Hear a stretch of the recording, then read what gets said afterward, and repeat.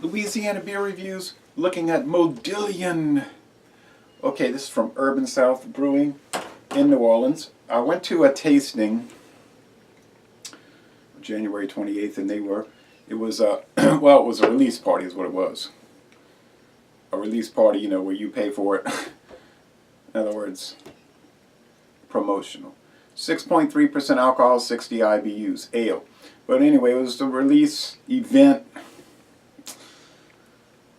over there on Chapatula Street in New Orleans at Urban South. It was very nice, and they had a good turnout. And this is part of what they call the architecture series. I did not have the Modillion there, though. And the architecture series, I guess, are going to have different architectural devices, like a Modillion in the series. I had a saison when I was over there. It was very good. And then David from Garlapede asked me, "Did you try the Modillion?" Because he gave me this can. Thank you, David. Have you tried it yet? I said, no, I haven't, but I'm doing it now. So here we go. You won't even see this on their website. This is so irritating to me. I look on these companies' websites, and there's no information about their beer. And I got in a conflict with some other Louisiana guys.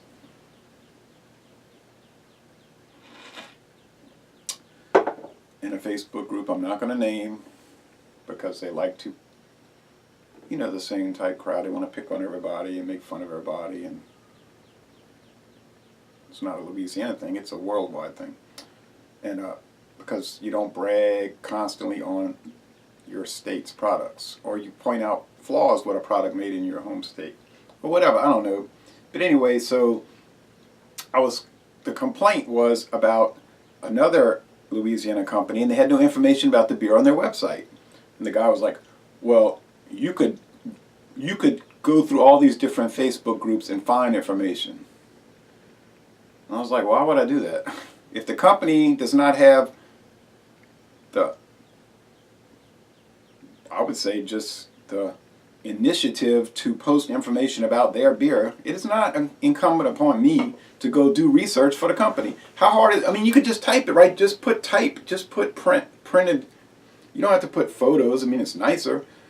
But golly, you can't even put text about your beer. Well, there was nothing about this beer on their website that I could find. And then I started looking for events when they were going to describe, and I was like, phooey on that. If you don't want to provide information about what it's made with, you know, I'm not going to go do your work.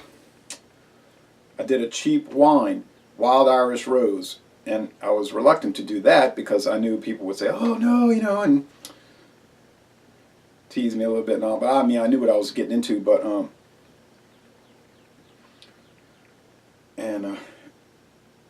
there was a bountiful amount of information on the Constellation Brands website about the wine, whether it's good or bad.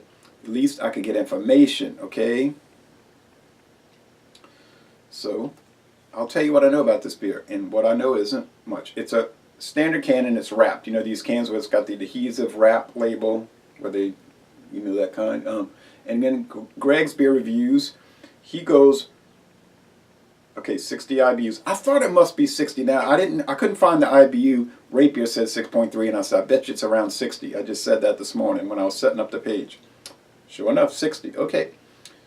Greg rants and raves about dates. You say, well, he goes on too long. He goes overboard. Maybe so, but his general idea is right. Just put the date. It's not that hard. Okay, put the information about the beer. It's not hard. Or it shouldn't be hard.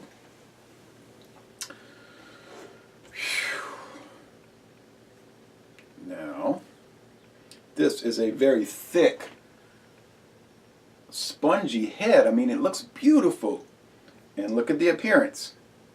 Standard IPA, orange.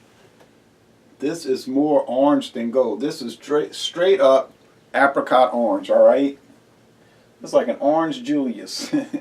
But I bet it doesn't taste like one.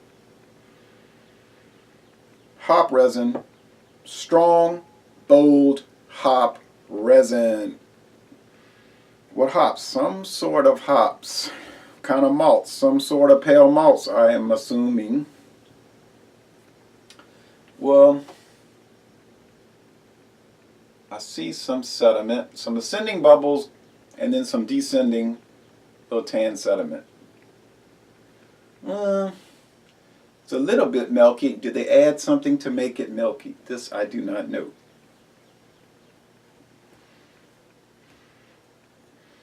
So a little fruity, a little hop resiny, sort of pungent. Not so much dank now, like that New Belgium Whiz Bang and the New Belgium Voodoo Ranger Imperial IPA. Those had like that fleshy hops. They tended to sort of like be a turnoff to me. But this one is more in line with your torpedo type approach. People say, oh, you're always bragging about torpedo double IPA. Yeah, well, because it's great. It's a benchmark for the style. It's so good. There's nothing wrong with it. It's inexpensive, etc. I don't know how much this Modillion costs per can or a 6-pack. Almost sipped too much.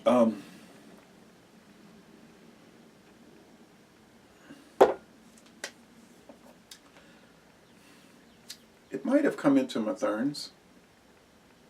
We did get a bunch of beers lately. Don't recall seeing this one though.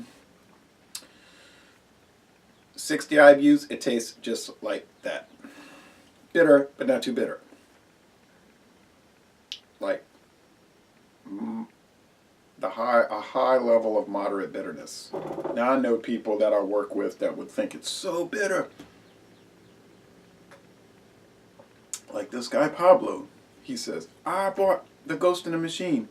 I said, what'd you think? Oh, me and my wife drank it. It was horrible. I said, horrible? I said, I didn't think it was horrible. I gave it an A. One time an A minus, another time an A. Thought it was excellent. I thought it had some flaws, you know, like I've made some complaints about it. Oh no, it was horrible. It was so bitter and nasty. We dumped it out.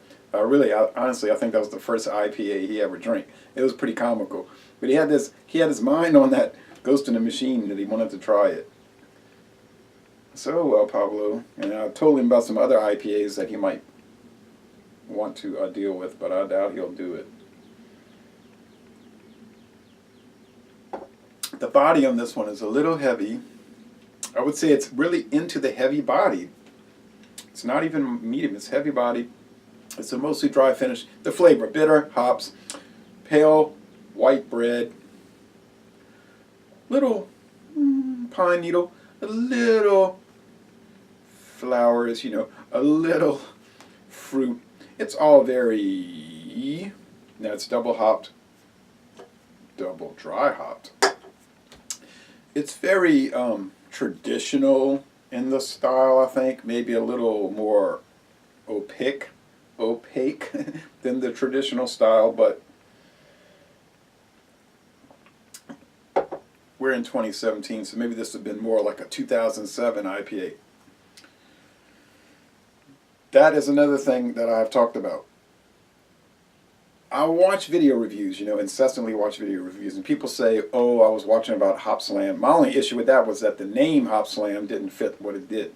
I said it should be called Hop Pet or Hop Kiss. But they were saying, oh, it's passé, like the time has passed it up. I mean, how does time pass it up? If it's good, it's good. It's good, right? It's good. It's good. It's good. It's good. Anchor's Steam was good in 1971. It's good to date. Because they haven't deteriorated their... I mean, you could ruin a beer by deteriorating your brewing method and substituting cheaper ingredients. Okay, so it's good, it's good. I don't go for this, it's passé. Let's get into like beer snob culture and like trend mongering and all of that. How does it pair with these crackers? You know, crackers are passé. I mean, you know, who eats crackers and cheese anymore with hot sauce? Cheddar cheese. Okay.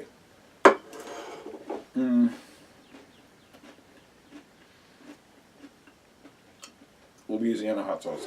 Very nice, very nice. You know what? The bitterness is starting to set in.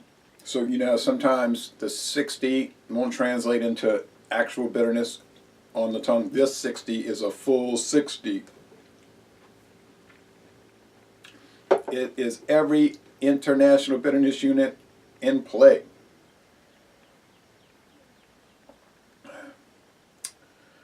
That might get to you.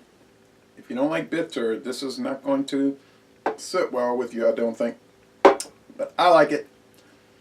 It's not promising anything. How could it? But it's what you're getting is very nice. So I'm going to say solid A. Laissez les bon temps relais. A solid A beer from Louisiana. See, so I don't have some kind of like weird idea that I'm going to downgrade local beers. I just call them as I see them. And I see this being a most excellent product. And I have been pleased with Urban South, their other products. So y'all come on down to New Orleans.